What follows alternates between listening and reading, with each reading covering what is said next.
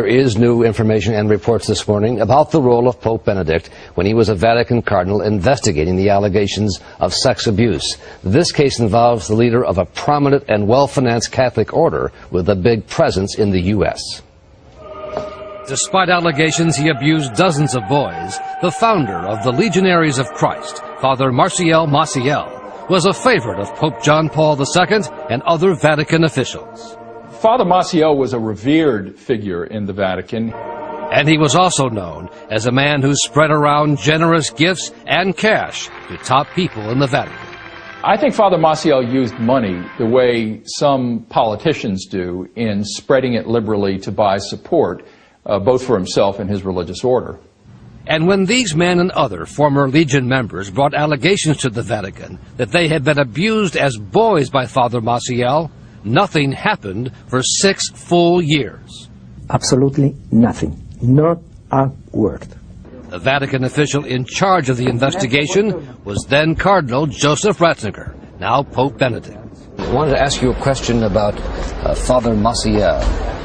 Can you talk about... He became upset when I tried to ask him about the delay in the MACIEL case in 2002, slapping my hands.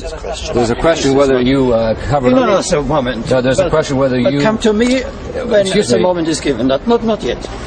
In a new report this week, investigative journalist Jason Berry says Ratzinger was pressured to halt the case of MACIEL by the Vatican Secretary of State, Cardinal Angelo Sedano.